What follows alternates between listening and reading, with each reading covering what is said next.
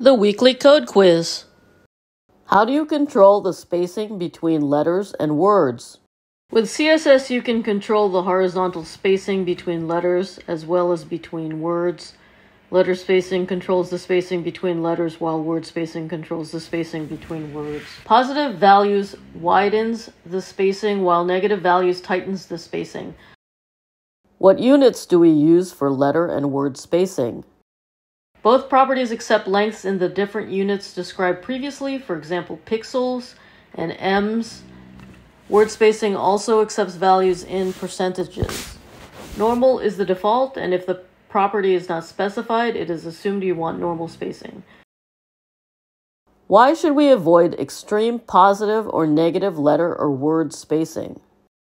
Extreme positive and negative values for either letter spacing or word spacing will make the text unreadable. This will affect accessibility. Let's look at some examples. Here is our HTML.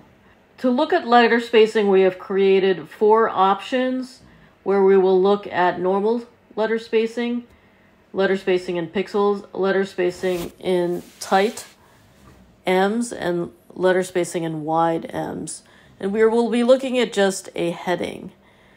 And for word spacing, we have a short paragraph. Again, we are truncating the lorem ipsum placeholder text for space.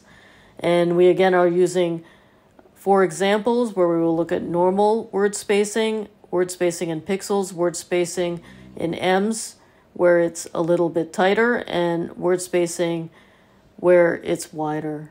Here's the CSS for letter spacing.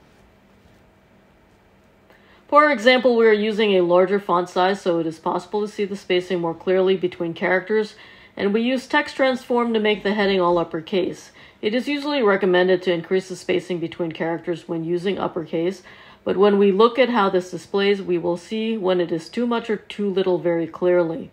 The first option is the default or normal letter spacing, and in the other options we look at using different lengths in pixels and ems. This is how this would display. When using ems, we see that even a small negative value can create tight spacing that affects readability, and we can see how too much spacing affects our heading.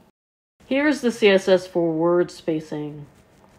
Similarly, in the word spacing example, we are looking at examples of normal, too tight, and too wide, so you can see the difference.